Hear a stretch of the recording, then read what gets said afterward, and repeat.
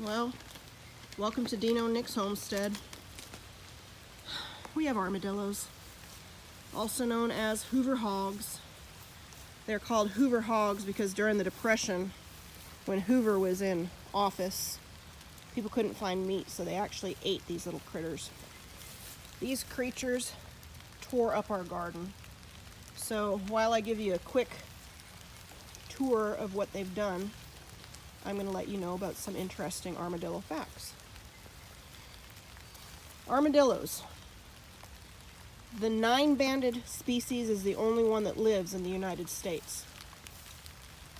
Armadillos only give birth to identical babies. I want to say it's either triplets or quadruplets.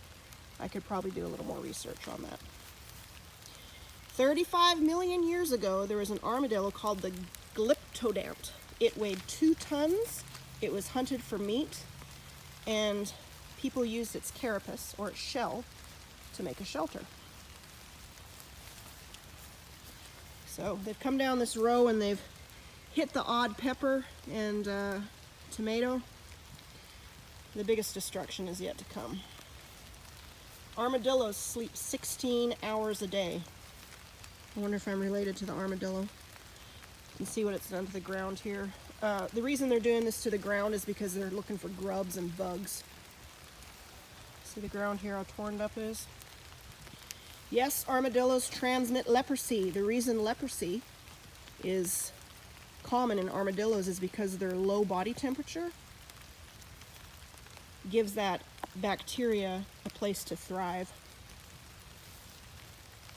You can see they got into the kale. Just literally went up and down each bed, tearing it up looking for grubs.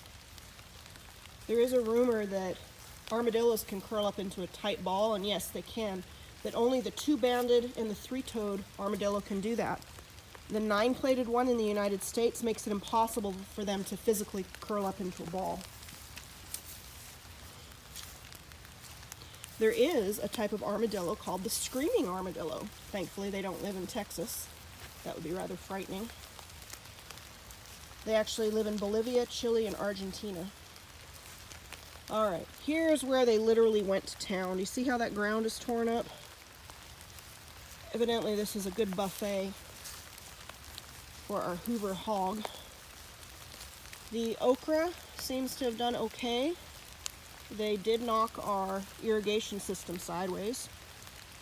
This is where they literally had a party. So while we're looking at this destruction, now is a good time to tell you that their shells make an instrument called a charango. A charango.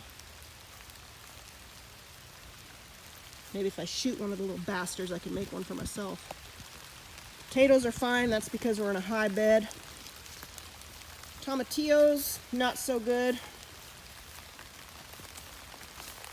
And the last interesting fact I can give you is armadillos can hold their breath for 4 to 6 minutes, which makes them very good swimmers. Now, we have no plans on shooting the armadillos. They're just doing what they're made to do. However, we might put up a fence around the entire garden. I've lived here for almost 20 years, and this is the first time I've ever seen one of them do as much destruction as they did. We should be able to recover most of everything. I mean, it could have been much worse. Not quite sure about the onion bed, though. Anyways, this is Dino and Nick's homestead. This is what a dillo can do to your garden, also known as dillo damage. Thank you, Dr. Gistel.